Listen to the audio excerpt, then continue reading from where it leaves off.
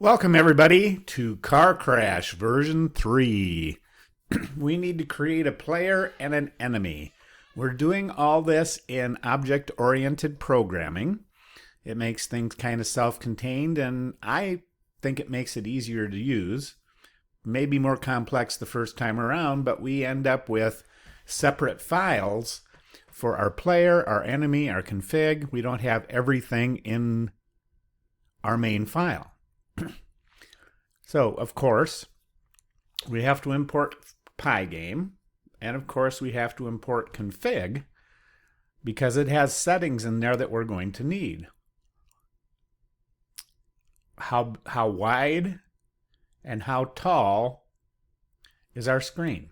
Those are the common factors for all the classes that we're going to create.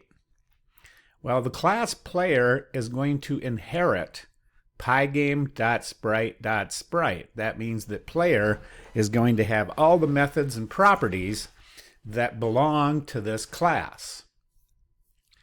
When we initialize any object in Python, we call an init function if we want to do something when the player or the class is constructed into an object.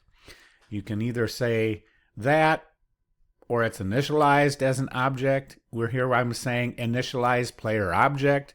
This is a class, which means that it's like a cookie cutter. You can't really do anything with the class, but you can create an object and do something with that class. So we call our init. Now, because we're inheriting from the sprite library, we have to call the constructor of that superclass or parent class. That way we have all the methods and properties available.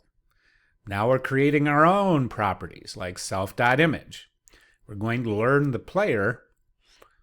We're going to load the player.png file into self.image, which is a reference to this file. Convert alpha makes it more more compatible with PyGame, so it can run faster. Just like we did earlier, well, in another tutorial, I guess, you don't use the image for your game mechanics. You use a rectangle because in a rectangle it's a lot easier to calculate collisions and where you are. It has a lot more properties and methods that we can use. We're going to place the car, excuse me, in the center X. How do we find the center X? Well, a little bit of math. We have the width of our screen. We're going to use the integer division operators because you can't have half a pixel. And then we subtract how wide the car is divided by 2 using integer math, and that'll place us right in the middle of the screen, left to right. Well, we do the same thing up and down. We do our config height minus 20. We want the car up at the top. Move IP means move initial position or move the object using X and Y coordinates. And rect is our object that we move, and the image follows right along with it. Well, now that we have the player library, let's see what we do in Car Crash 3. We have to import the player class, just like we imported config. Let's look at our config. Here he is. So these are the pieces that everybody's going to use, the height and the width of the screen, or the width and the height of the screen. And if we decide to have a bigger game, we just have to change it once here, and it changes for everybody. All right, the next step is we've imported the player. We still initialize the PyGame. We still do all these things we've done before, set up our clock, set up our allowed events, load our street in. Here's a new one. We're going to create player and enemy sprites. Sprite is a term for an image that runs around the screen. So we create a player sprite. So we do player, which comes from here, right?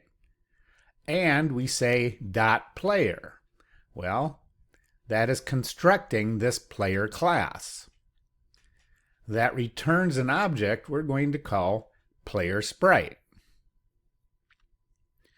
Now we're doing a little bit extra here. The idea behind object-oriented programming is you could create as many players as you wished. You could have 15, 20, 30 and run them all as one group, like in Space Invaders, like where all the little spaceships march around. You could have 100 things if we wished. We do not need this with one sprite, but we are going to do the sprite grouping so you know how it's done. So we put our PyGame sprite into an all sprites group. And in this all sprites group, we're going to add the player sprite. Well, even though we only have one player, we're going to add it to a group. Check events is the same as what we had. We don't have any motion yet. We're just going to show our player on the screen. Check events, draw on the back buffer first. Ooh.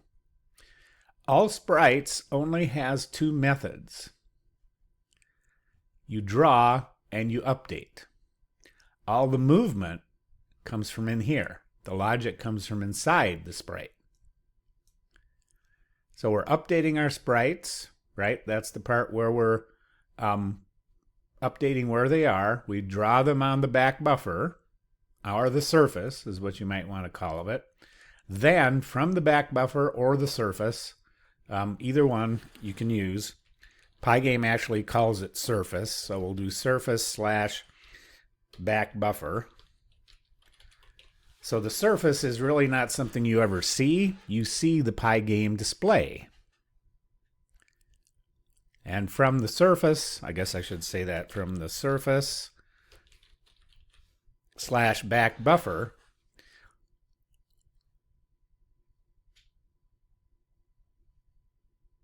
we update, which means we only change the pixels that have changed. Well, let's run this thing and see if we get a car showing up. All things being equal, we should. Well, there he is. He's clear down. Oh, I said at the top. I meant clear down at the bottom. So this is where our player is going to go. Well, he's not doing a whole lot yet, but he's going to. We're going to start doing movement as we go, but just getting this sprite, drawing it, grouping it, because we're going to also put our enemy sprites in here, so every time any sprite in the game, which we're only going to have 2, we just have to say all sprites update, all sprites draw. We don't have to individually draw each one of them because we've grouped them together.